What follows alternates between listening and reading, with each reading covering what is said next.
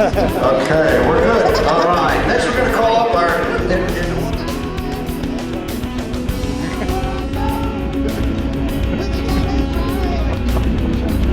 I'm not a camera hog or anything. Have you seen this one? You fucking move for you. No, you don't got lead singer disease.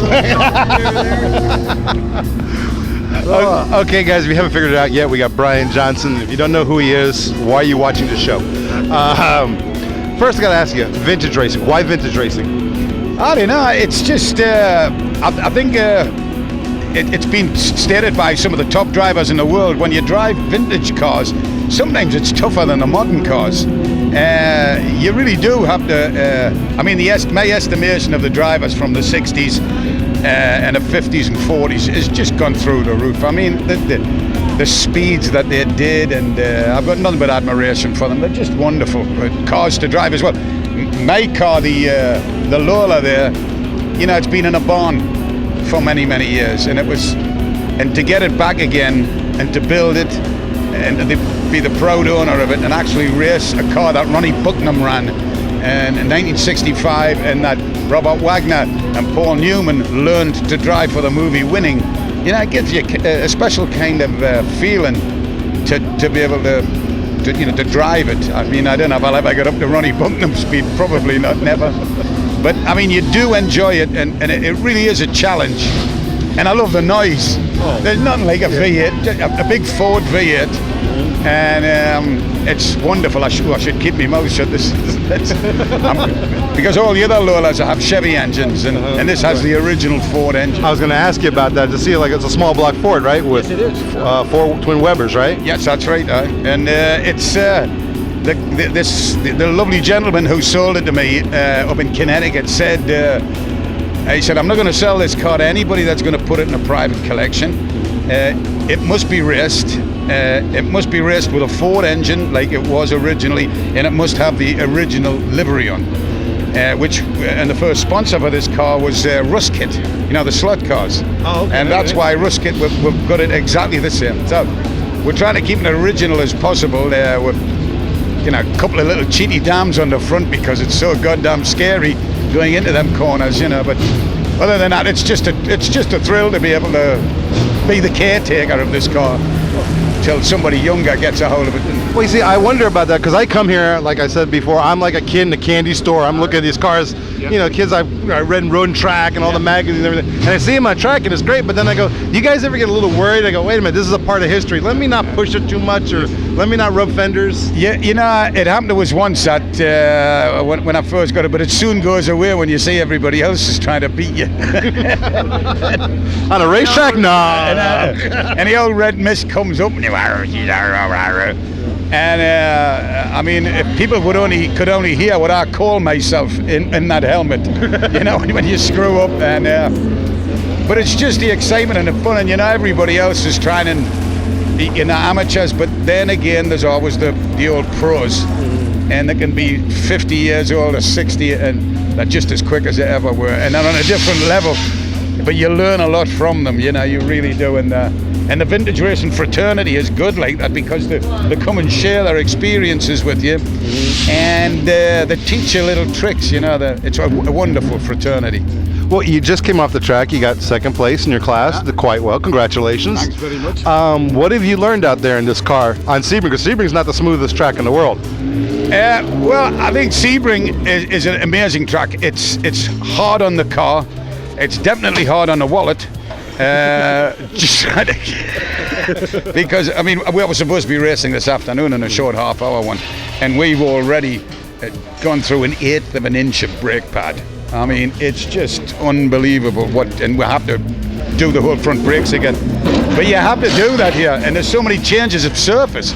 And 1 minute you're on tarmac and you're going, oh, this is cool, and then the next minute you're on a concrete run. That'll be the beans I had last night. Sorry about that. It's okay. I was taken to the toilet. Listen. Who's no longer smooth? Listen. 3 days ago, I interviewed a NASCAR driver. Trust me, I'm enjoying every minute of this.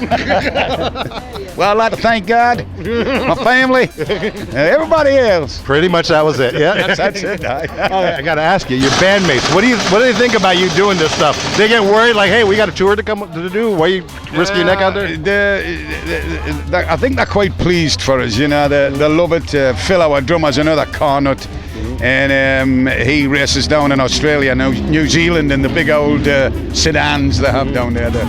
At Bathurst and all of that. He's nuts as well. And but it's cool because, I mean, if I was the world champion stamp collector, they would think I was sort of a half a whatever, half a girl's blouse. But racing's cool. Racing's all right with AC/DC, with rock and roll. And I've said before, rock and roll and race cars just go together. I don't know why. It just fits. I don't want to play a Mozart when I'm, when I'm driving. I want to ask you. Unfortunately, she walked away. Your better half. Yes. I have to congratulate you. Besides all your success and everything, you actually got her to start racing. Also, how'd you do that? Well, I think she just got bored coming to the track and just cooking for all the crew. And she's a grand cook, and she just wanted to. Me, by the way, sorry. Goddamn bean. And so we bought a little. That's Paul Newman's. Paul Newman used to drive this car with Hurley Haywood and the Brumos team with his Brumos. Right. Bob Snodgrass, God rest his soul. And I got it for her. And God bless her cotton socks. She was terrified when she got in that car the first time out. But she's hung in. She's stuck to it, and she's having a ball. She said that she didn't think she'd have the nerve to do it, but everybody, the good thing about racing is all the cars are going the same way. I guess it's... Yeah, I guess you could say that, yeah. Especially some of the Florida roads. Oh, hey. Tell you. Yeah, you live in Sarasota, don't you? I surely do. I'm so sorry. I love, what do you mean? It's the jewel of Florida. Hey, I live in Miami. You guys drive great compared to where I'm from. Let's not get into that one. Oh, I got to ask you, how you doing in championship? Which one? HSR. Oh, well, I'm sorry, so many championships. No, it's just I've been away for so long. So the first race I did after last year was Laguna Seca, about 2 months ago. And then before that I was busy, and of course we just got this Lola. And this is only the second time out, so getting second place overall is good, and first in class is even better. So, it's pretty cool. I got to ask you also, you're running into 24 hours at Daytona this year. Yes, we are. Next year in January, and I'm really proud to be being picked. Byron DeFours is running the team, and Danny Stewart is here. He's the team manager, and we're basically trying to get all our sponsorship in place, and we're running for the children's pediatric wards, and we're getting putting it on the SCDC website so people can donate money, 10 cents a lap or 5 cents a lap or whatever, and the money goes straight there. There's no big organisational things.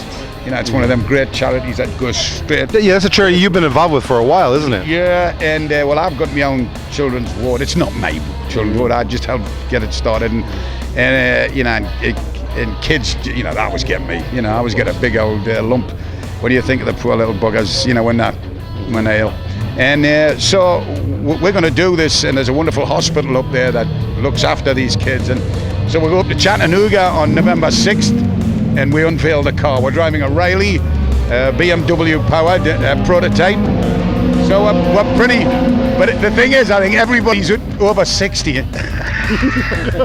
We're calling it 50 plus racing. I think you go 60 plus racing. We're taking our chances there, but we're all over 60. Elliot Forbes Robinson, just a legend in his own lifetime. He's driving, and he cannot wait. So we're not going to win. We just want to finish, and to prove to people our age that you can live the dream or outlive the dream. Well, in my case, Well, Paul Newman, didn't he finish second one year? It was like 78 or 79, and it's a 24-hour race. You never know. The rabbits might break down, and next thing you know, you're standing on the podium. That's the thing with it. I mean, we realize the top boys in our team will be doing the race, and we realize our job it'll be a holding job, to keep the car on the black stuff. don't be silly, don't take chances, just do some consistent laps and keep the car running for the really quick boys to keep good, and not be a danger to everybody. You, me, hey, you're doing better than I am. I'm sitting here with a microphone. At least you're on the track. Oh, well, it's good. I'm a very lucky man. That's the thing. You really are. When you can sit in one of these things, there's a lot of good drivers out there that just can't afford this kind of machinery. It's just. But the great thing is little Mazda Miatas running with you. They want to come out and have some fun, and it's not expensive all the way with HSR. Well, you say luck also, but I got to admit, your band AC/DC has got to be, one of the hardest working bands there is out there. What do you guys do? You fart and you get an album out? It's like, well, it seems like they got another album. You guys. Well, as you get older, it feels like that. No, we take it very, very seriously, and that's why we're doing pop albums out every year. We just tend to take our time and just phone because we're still friends, and that's a rare thing in this music industry. It's a rare thing, and good friends. A lot of people that come to our gigs, our fellow musicians, will come and go, man, you're all in the same dressing room. They can't believe that we still sit as a group and talk to each other, before the gig and eat together. Right. So it's wonderful, and a lot of groups, they've all got their separate dressing rooms, and they've all got that's not a group to me. You're not a group, and I think that's where we get it from. Just all working class boys, all work in factories or whatever, and so we bond easily. We came from nothing, and so it's good, and plus we love rock and roll so much, and we've never deviated right through all the decades when everybody's saying, man, you got to start wearing long coats and leather, and we were going, get them. No, that was fortunate. Of course. Well, you didn't do that. I know you guys didn't have the hairspray, the whole stuff like that. You're not Bon Jovi. We just wanted to get on and play, keep politics out of it, keep our thoughts out of it, because the kids pay the money for the tickets, they want to get in. Forget the troubles of the world and have a rocking night, and then get out. There's enough crap happening out there without us telling them. And you're still selling out venues. Your albums are still selling. That's all it is. It's simple. Right. Right. Well, there she is. Wait, we got to get her in here. Come on, little Brenda. We were talking about you. Oh, yeah? Okay. How did he talk you into getting into racing? Oh, he just said, let's get a car. And you're starting. And that's what happened.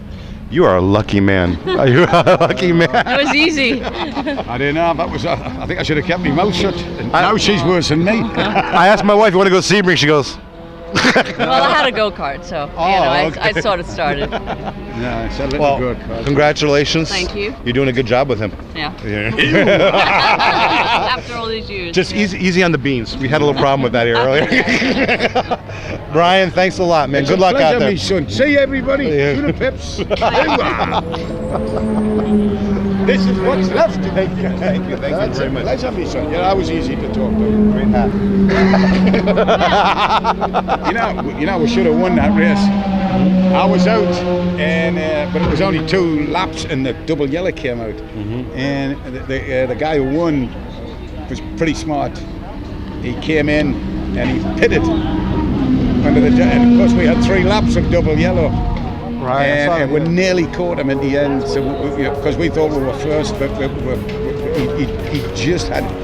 he had a quarter of a lap on me. Sneaky little guy. I've never liked him. No, he's a wonderful kid. No, he's a wonderful kid called Cody. What do you want? You want us to take care of him? He's quick. He's a young punk. He's only about 20.